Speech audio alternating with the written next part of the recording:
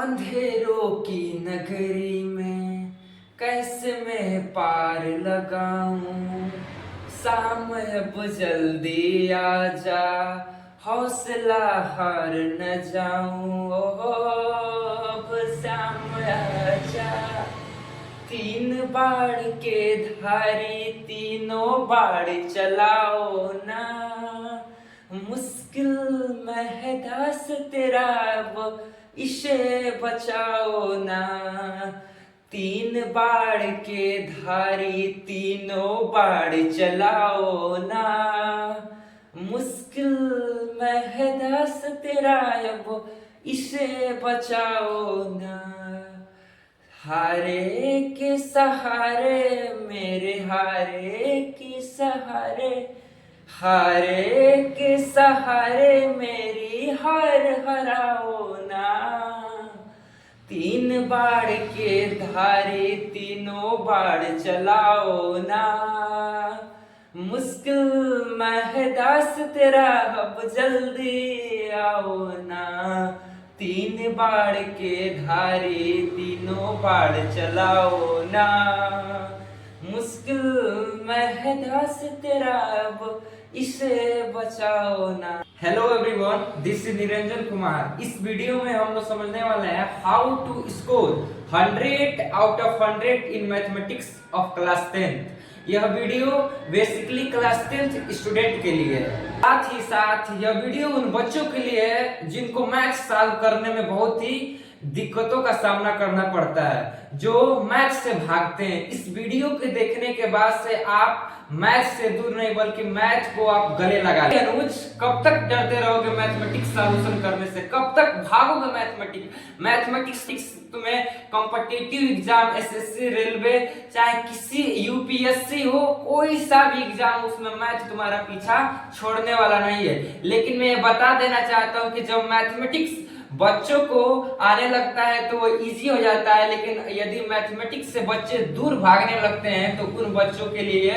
बहुत ही टफ हो जाता है। लेकिन मैं ये वादा करता हूं, मैं ये गारंटी देता हूं, यदि मेरी बताए हुए तुमने बातों को सुना और अपने ईमानदारी मेहनत से उसको फॉलो किया तो तुम भी मैथ में 100 आउट ऑफ 100 ला सकते हो। क्लास 10th के बहुत सारे मैथमेटिक्स टॉपर स्टूडेंट से मिला और उनसे पूछा कि क्लास 10th के अंदर मैथमेटिक्स सब्जेक्ट के कौन कौन से रिसोर्सेज को फॉलो करते हैं कि उनका मैथ में 100 आउट ऑफ 100 नंबर आता है। तो उन लोगों ने बताया कि जो सबसे इम्पोर्टेंट जो बुक होती है क्लास 10th के मैथ के अंदर वो होती है एनसीईआरटी। जितने भी मैथमेटिक्स टॉपर क्लास 10th के थे वो उन सभी का कहना था कि एनसीईआरटी का बहुत ही एक अलग भूमिका रहती है इन बोर्ड एग्जाम, यानी कि मैथमेटिक्स बोर्ड एग्जाम में।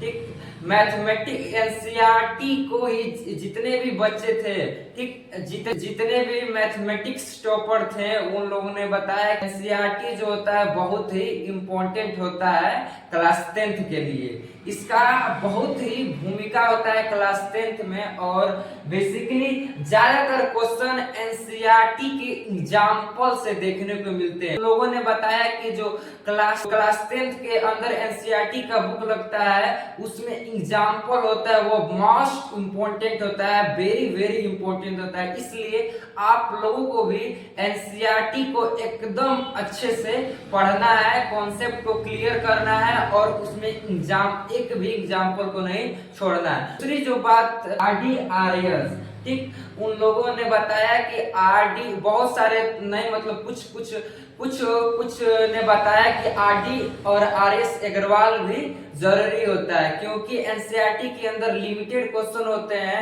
और मैथ एक ऐसा सब्जेक्ट है जिसको जितना प्रैक्टिस करो उतना ही मैथ आता है। इसलिए आरडी और आरएस अग्रवाल में क्वेश्चन प्रैक्टिस के लिए बहुत सारा क्वेश्चन इसके अंदर, इस बुक के अंदर इंक्लूडेड होता है और इससे हमको आइडिया मिलता है कि किस किस तरह का क्वेश्चन बोर्ड एग्जाम में पूछता है और किस किस स्टेप में कैसे कैसे आंसर को सॉल्यूशन किया जाएगा। तीसरा जो है वो previous year question paper.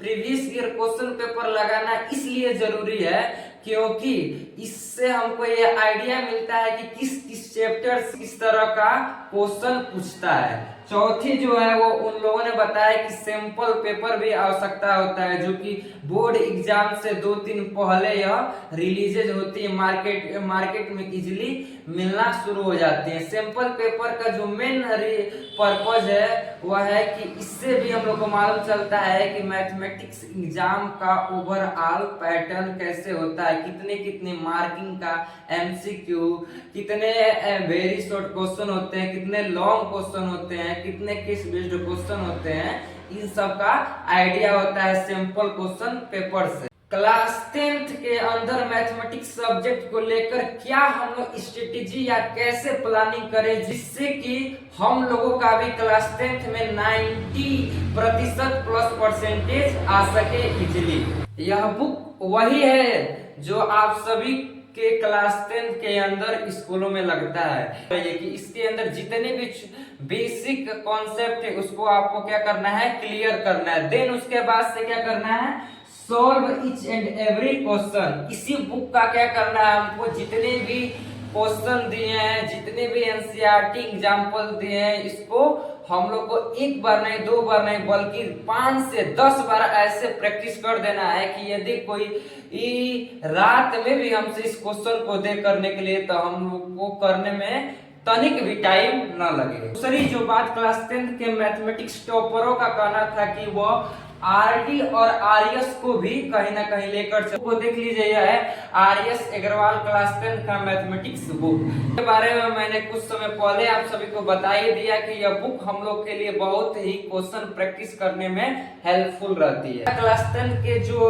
Mathematics topper थे वो ये भी बता रहे थे कि प्रीवियस ईयर क्वेश्चन लगाना भी बहुत जरूरी है, जो कि यहाँ पे आप देख सकते हैं मेरे पास प्रीवियस ईयर क्वेश्चन इतना पड़े हैं। ये हाल ही में क्लास 10th के मैथमेटिक्स स्टैंडर्ड पेपर 2025 का ही ये देख सकते हैं। 2025 लगाने का मेन पर्पज ये है कि इससे हम लोग को मालूम चलता है कि इसके अंदर किस किस तरीके से क्वेश्चन पूछता है, एमसीक्यू किस चैप्टर से कौन सा क्वेश्चन आता है, किसका ज्यादा चांसेस होता है, कितनी वेटेज होता है, इन सब के बारे में ये हम लोग का प्रीवियस ईयर क्वेश्चन से मालूम चलता है।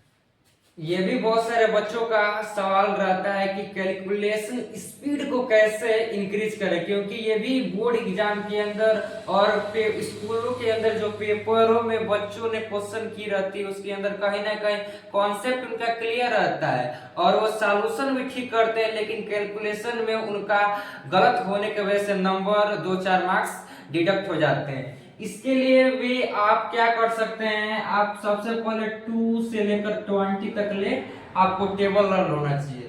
दूसरी बात एडिशन, सब्ट्रैक्शन, मल्टीप्लाई और डिवीजन का आप इतना प्रैक्टिस कर लीजिए कि आप लोगों को कैलकुलेशन में कोई दिक्कत ना हो। इसके साथ ही साथ बच्चों को ये भी दिक्कत मिलती है कि फार्मूला ही नहीं याद होता है, तो आप पर चैप्टर के साथ फार्मूला को भी लर्न करते हुए चलें। जितने भी चैप्टर होते हैं उसके साथ ही साथ आप फार्मूला को भी लर्न करें, ताकि आप लोग को कैलकुलेशन करते समय कोई भी दिक्कत नहीं। मैं ये चेक करना चाहता हूं कि आप लोगों को सिर्फ किताब का ही नॉलेज आता है कि इसके अलावा व्यवहारिक धार्मिक भी ज्ञान होता है। तो आप लोग कमेंट में बताइए कि 3 बाण के धारी किसे कहा गया है।